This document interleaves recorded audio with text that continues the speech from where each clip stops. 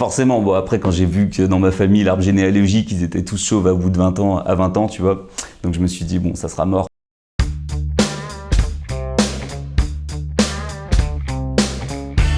Salut, moi c'est Adrien, je suis guitariste. Et si je devais garder qu'un seul album, ça serait Deloused in the Comatorium de Mars Volta.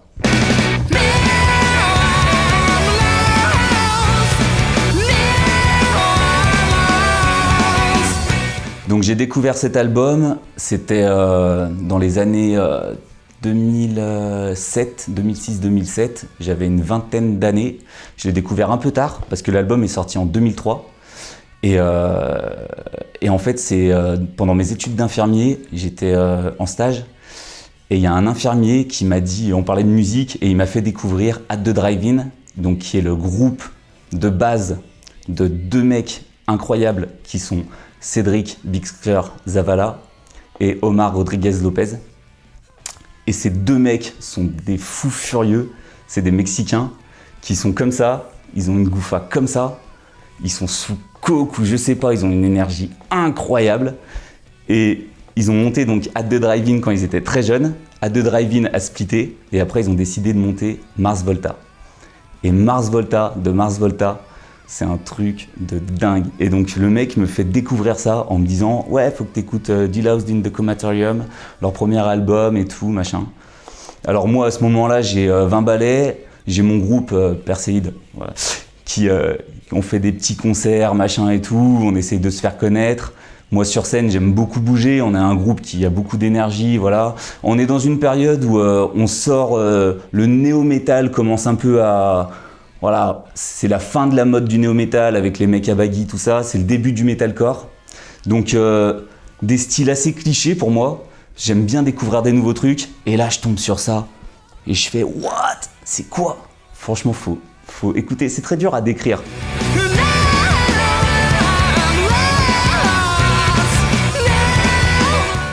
Donc, en gros, de Mars Volta, c'est simple. Tu prends la trance du jazz et l'improvisation du jazz. Tu prends l'énergie du hardcore et du punk, tu prends tout ça, tu prends une voix un peu à la Robert Plant de Led Zepp, tu prends tout ça, tu mets beaucoup de cocaïne, du LSD, tu mélanges tout et t'as de Mars Volta, pardon. Et c'est un truc de fou. En fait, moi, j'avais pas vu autre chose, si tu veux, même maintenant, encore 10 ans après, parce que le groupe a sorti son dernier album en 2012, mais là on est en 2021, j'ai pas encore découvert un groupe qui fait quelque chose d'aussi original. Tu vois, pour moi, de Mars Volta, c'est un peu Led Zeppelin, parce que moi je me rappelle, je regardais des lives de Led Zeppelin quand j'étais tout petit, et je trouvais qu'il y avait une trance dans Led Zeppelin, et je la retrouvais nulle part ailleurs. Tu regardais un live en entier, t'étais plongé dans un univers, t'avais l'impression d'avoir pris du LSD, tu vois, ou des champis, t'étais machin. Et là, de Mars Volta, j'ai checké leur live et je me disais putain mais c'est complètement fou. Les mecs sont des barjots, comment on peut avoir une telle énergie, comment on peut partir dans tous les sens musicalement. Il y a de la mélodie, c'est énergique à souhait, ça part dans tous les sens. Il y a des refrains qui tabassent, le mec il a une voix de dingue sur scène mais il bouge comme j'ai jamais vu personne bouger. Les mecs moi aussi il faut rajouter un peu de salsa ou je sais pas quoi, les mecs ils aiment danser, tu vois, il y a des riffs un peu tribal et tout. Je sais pas, ça saute dans tous les sens, ça se des pas de danse incroyables, ça va à 2000 à l'heure, t'as l'impression que les images elles sont accélérées quoi. Et donc moi je tombe sur ça si tu veux et je fais ouah c'est la révélation quoi. Et surtout que les mecs ils ont vraiment un style atypique. Et si vous regardez les lives de Mars Volta dans les années 2000, ils ont des goufs comme ça, ils sont tout cuss. Et heureusement que j'ai pas découvert ce groupe avant parce que franchement, j'aurais essayé, tu vois, d'avoir une gouffa et tout. Tu vois, en plus, je me serais dit, bon, vas-y, je suis italien, espagnol, pied noir, il y a moyen d'avoir une gouffa normalement. Si tu prends, tu vois, les gènes, tu te dis, il y a moyen normalement d'avoir une chevelure un peu épaisse, tu vois, et de faire un truc un peu stylé. Sauf que forcément, bon, après, quand j'ai vu que dans ma famille, l'arbre généalogique, ils étaient tous chauves à bout de 20 ans, tu vois. Donc je me suis dit, bon, ça sera mort. Et du coup, bon, vu que quand j'ai découvert le groupe, je commençais déjà à voir que mes cheveux, j'allais pas pouvoir faire ce que je voulais avec. Mais tu sais, à 20 ans, tu cherches des gens à qui t'as envie de ressembler, quoi.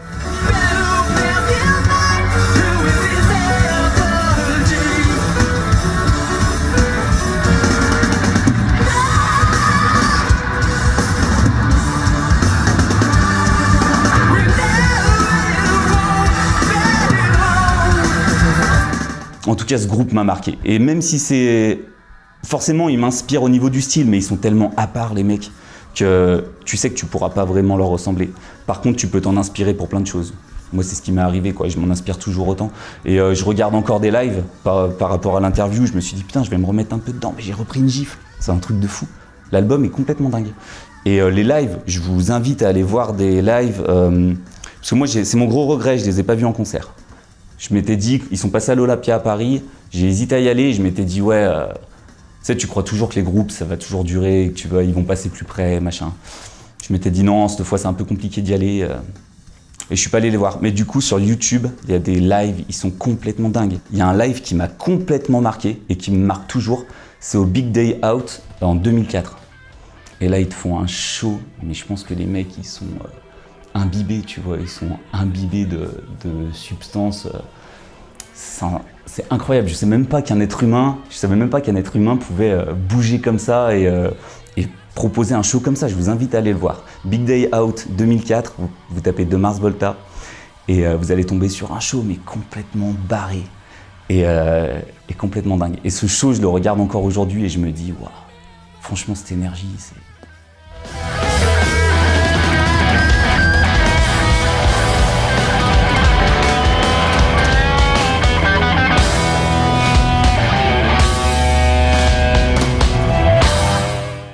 Alors c'est l'album de ma vie parce que quand j'ai découvert ça, je me suis rendu compte qu'il y avait tout un univers musical que je connaissais pas. Et en fait, quand tu te rends compte, si tu veux, toi, tu as l'impression de connaître beaucoup de choses, d'être ouvert, de te dire ouais, il y a le néo-metal, il y a le pop-rock, il y a le rap, il y a machin, il y a le jazz, il y a le rock progressif. Puis en fait, d'un coup, tu découvres un truc. Mais c'est comme si jusqu'à maintenant, le monde entier, tu le regardais à travers une serrure, tu vois.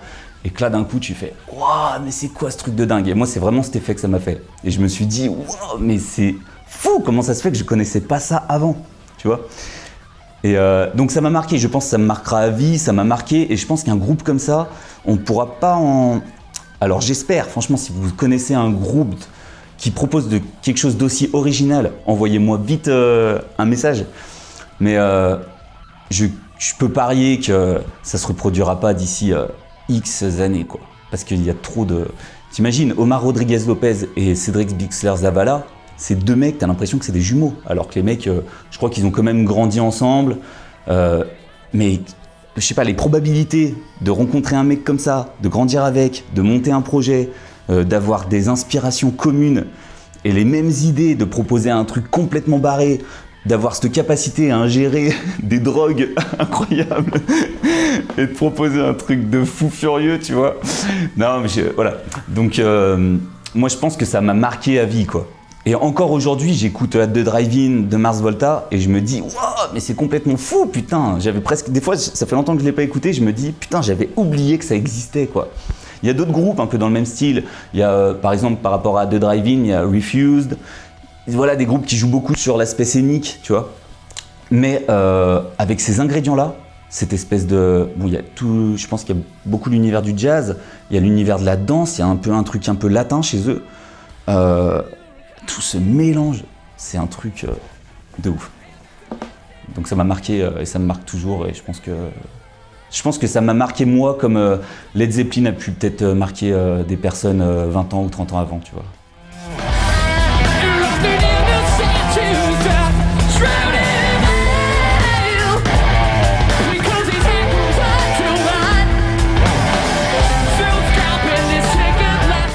Alors c'est marrant parce que je réécoutais l'album dans la voiture en venant et à la base je voulais dire le morceau Roulette d'art. Alors désolé pour l'accent français, je sais pas comment on dit en anglais, Roulette d'Airs sûrement. C'est le deuxième, enfin il y a une intro dans l'album donc ça doit être le troisième morceau. Et ce morceau c'est peut-être avec celui-là que je suis rentré dans ce groupe. Donc j'ai envie de citer celui-là et il est très très riche ce morceau, il y a une mélodie imparable. Il y a une structure qui est complètement folle. Il y a beaucoup de choses qui sont réunies dans ce morceau. Et pour autant, l'album, il est aussi riche sur la durée. Et chaque morceau, même si évidemment il y a une touche qui est assez... on reconnaît le groupe d'un morceau à l'autre. Et je dirais pas que ça se ressemble, mais ils ont directement, ils ont leur identité. Voilà, ce morceau il me marque. Et il y a d'autres morceaux, il y a un autre morceau qui s'appelle Cicatrice ESP, je crois. Et qui est complètement fou aussi, mais franchement l'album il s'écoute en entier. Parce que moi j'aime beaucoup écouter les albums en entier, et celui-là ça fait partie des albums de A à Z, tu te prends une gifle monumentale. Tu démarres l'album avec une intro, mais tu te dis qu'est-ce qui va se passer, puis en fait tu te demandes qu'est-ce qui va se passer, t'es comme ça, puis d'un coup le premier morceau débarque et là tu te prends une méga gifle. J'ai l'impression que c'est comme dans Jackass quand tu marches et tu sais, ils font des blagues à leurs potes, il y a une géante main qui arrive et qui se la prennent dans la gueule, bah en fait cet album c'est ça quoi.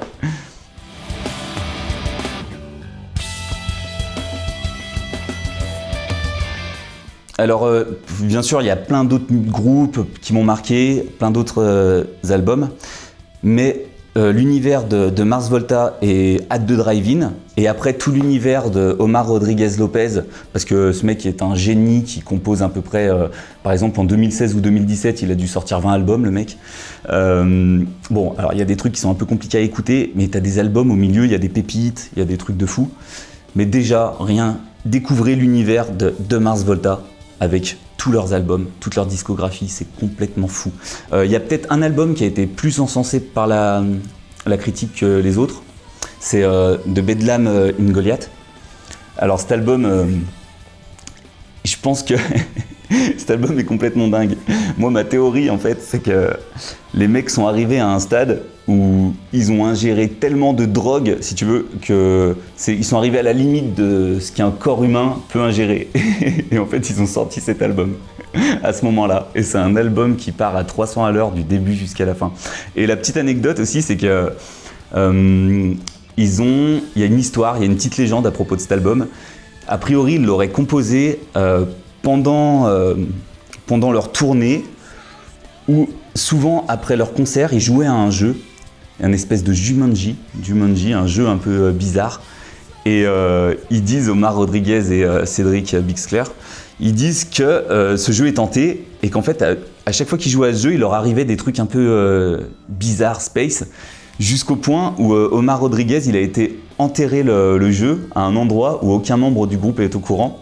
Et ils disent donc que cet album de Bedlam in Goliath, c'est un peu pour conjurer le sort. Et donc du coup, alors il y a deux versions, il y a soit c'est l'album qui conjure le sort, ou soit c'est l'album, il est maudit. Voilà, chacun voit le truc comme il veut, mais voilà. Mais par contre, l'histoire de la drogue, ma théorie, c'est parce que, si tu veux, une fois qu'ils ont fait cet album, après ils ont sorti un autre album qui est beaucoup plus calme. C'est pour ça que je me dis, là à mon avis, ils sont arrivés au paroxysme de la consommation, parce qu'ils sont assez connus quand même pour ça, et quand on voit les lives, franchement...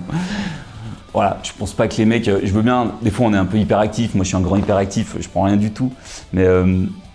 eux, a priori, ils en prenaient quand même beaucoup. Et quand t'écoutes de Bedlam in Goliath, tu te prends une méga gifle. Faut vraiment s'accrocher, quoi. Et il est fou furieux, l'album. Donc je le conseille, celui-là. Et même les albums qui ont suivi, même s'ils sont un peu plus calmes, ils sont incroyables. L'album qui suit, il y a des ballades, mais elles te font chialer dedans, quoi.